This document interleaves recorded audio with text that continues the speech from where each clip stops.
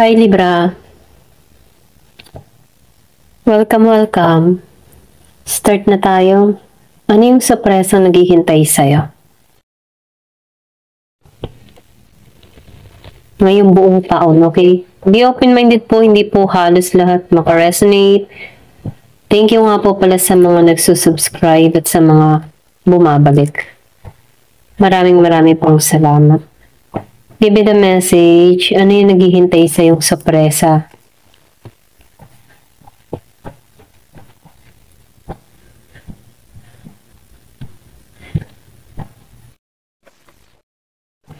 Ano naghihintay sa yung sorpresa?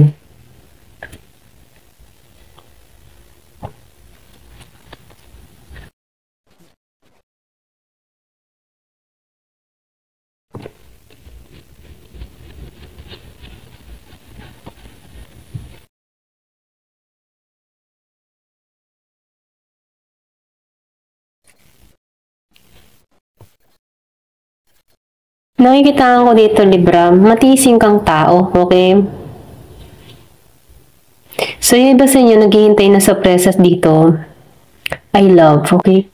Meron ditong papasok sa buhay mo na kung saan equal and balance yung relasyon na parating, okay?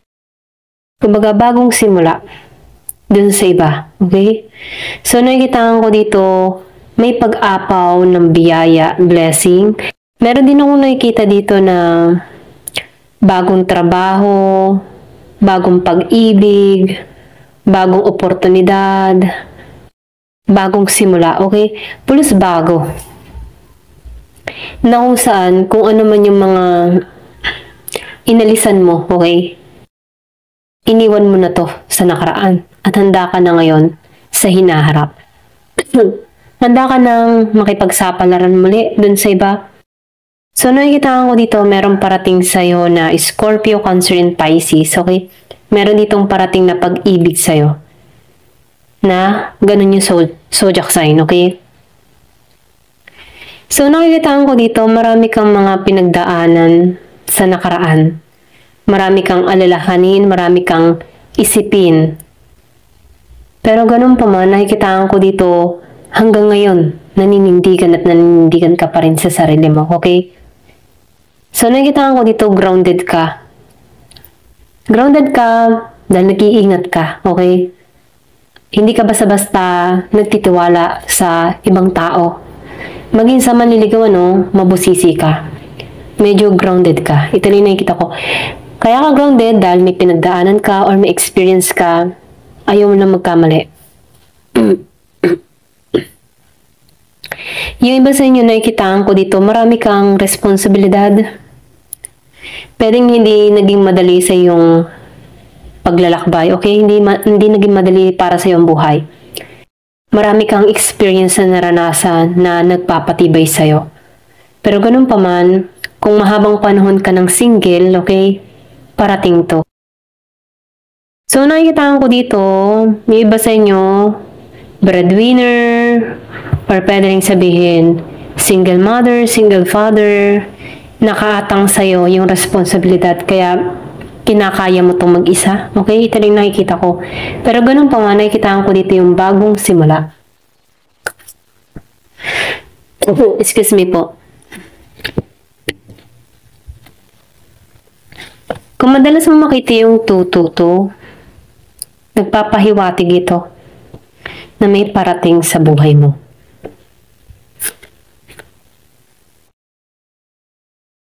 So, kaya kang grounded, nagiging aware ka lang, okay? Kumbaga, nakaranas ka din dito ng napagtaksilan or nabigo. Pero ganun pa man, ikaw yung tipo ng tao na natutunan mo din na hindi palagi na ikaw yung mangunguna. Or hindi palagi na ikaw yung manunuyo, okay? Kumbaga, natutunan mo na lamang sa buhay mo na hindi palaging suyuin yung tao kung ayaw-ayaw, okay? So, nakikita ko dito, natuto ka magpalaya. Kasi nakikita ko dito na naging pamantayan mo na hindi halos lahat kaya mong suyuin. Kumbaga, you can please everyone, okay? So, nakita ko dito, hindi mo kailangan suyuin ng lahat. Kumbaga, may kanya-kanyang pag-uugali na natukyan mo, okay? Na iba-iba ang karakter ng tao. Kung ayaw-ayaw, okay? So, natuto ka dito na, or tinuturuan ka dito na hindi kailangang i-please yung tao kahit mali na, ikaw pa rin yung nangungunang manuyo. Pero ganun pa man, natuto ka dito na pakawalan to, okay? So, nakikitaan ko dito, meron ditong make waves. Kumbaga, ikaw yung gumawa ng hakbang mo. Okay? Ikaw yung gumagawa ng pagkilos mo. Meron kang ginagawa dito na pagbabago sa sarili mo. Okay? At ito yung natutunan mo. So, nakikitaan ko dito, ikaw na yung kumilos eh. Kumbaga, nakikitaan ko dito na inalis mo yung mga hindi nakakabuti para sa'yo. Okay? So, nakikitaan ko dito na malaking pagbabago. So, lumusong ka, nagtalsikan sila dito. Kung makikita mo, nagtalsikan sila dito. Para din sa isang sitwasyon, kumilos ka para sa ikabubuti mo at nagulit sila dito, okay? Merong mga na-shock sa'yo sa pagbabago mo o sa mga behavior mo. Meron kang mga inaalisan na negatibong pag-uugali, okay? So, nakikita ko dito yung paglago mo. Hindi mo na hinahayaan na kontrolin ka ng iba. Ganon. Ganon yung energy mo. Hindi mo na hinahayaan na papakalman ka ng iba. Natutunan mo na manindigan para sa sarili mo. Kumbaga, kung may mga tao dito na yung tipo nagkamali sa'yo, hinahayaan mo na lang to. So, nakikita ko dito, sawa ka na eh. Sawa ka ng ipagsiksikan yung sarili mo. Ganon. Okay? Ito na yung nakikita ko. Pwede meron kang mga pinagdaanan. So, natutunan mong manindigan para sa sarili mo. Hindi mo kailangan i-please sila. Okay? So, ito na yung nakikita ko sa'yo. Kasi nakikinig ka na sa sarili mo. Ito rin nakikita ko. Nakikinig ka na kung ano yung gusto ng katawan mo. Ganon. So, merong message. Yung iba sa inyo, spiritual awakening or nagising ka or pwedeng sabihin, nagpe-pray ka. Okay? Nagpe-pray ka para sa ikabubuti mo. Nagpe-pray ka para sa ikauunlad mo. So, merong mensahe. Ginagabayan ka dito. So, nakikitaan ko dito na ino-nourish mo yung sarili mo, no? Ayan. Inaalagaan mo. Kumbaga, kumakain ka ng masusustansya na makakabuti para sa katawan mo. So, very refreshing lang, Kumbaga, bagong energy ang nafe-feel ko sa'yo. Nagiging kang maayos. Ayan.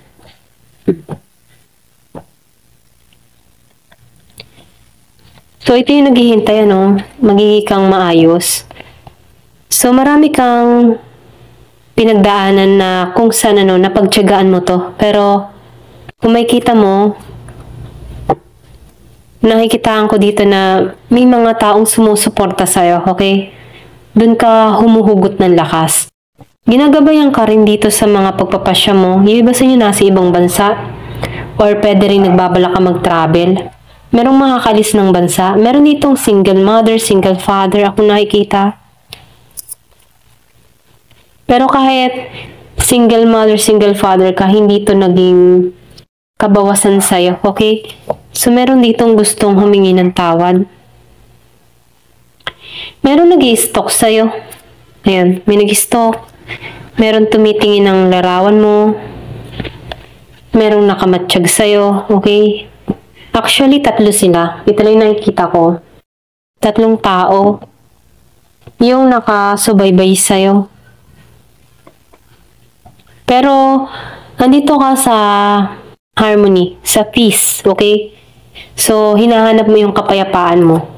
The more na nagiging peaceful ka, at dinededma mo yung mga tao na hindi nakakabuti para sa'yo, Doon sila nag-i-stock. Okay? Merong milagro nangyari sa'yo.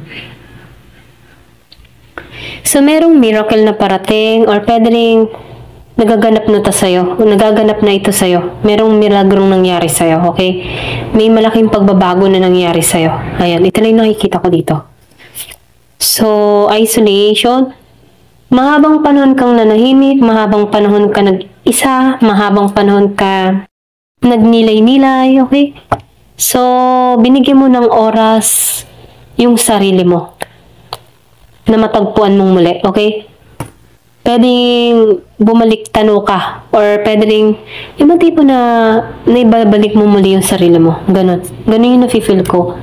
The more na nag-isolate ka, the more na inaayos mo yung sarili mo, inonourish mo yung sarili mo, nag-aayos ka, nagpapaganda ka, nagpapagwapo ka, merong mag-iimbita sa'yo.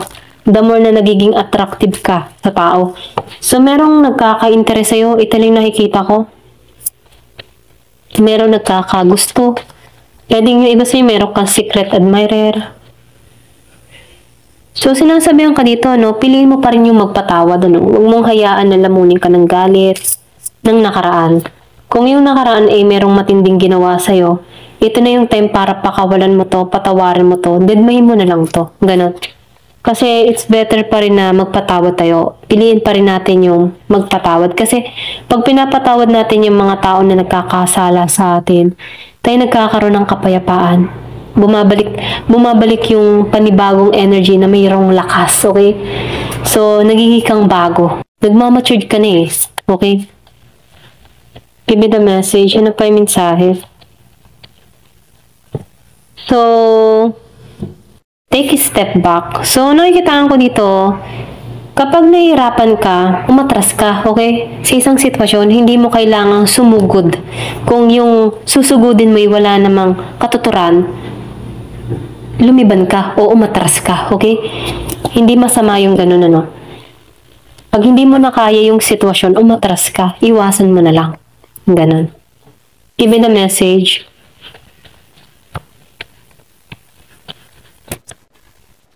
So, merong ring. So, meron ditong regalo na magaganap sa'yo o may pagkakalob sa'yong regalo.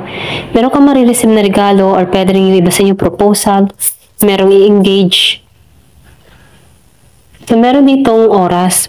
Tumatakbo yung oras, okay? So, meron ditong oras. Pwede ikaw. Meron ditong sorpresa. Meron ditong Year of the Roaster. Natakbo ngayon ng oras sa'yo, okay? Meron kang pagbabago nangyayari. Ayan, subok. Marami kang natutunan, marami kang natuklasan. Meron kang kaalaman or pwede rin word of wisdom, okay? Marami ka ng karunungan. Give me the message. So, the star. Lumabas ang star. So, nakikitaan ko dito, gantimpala.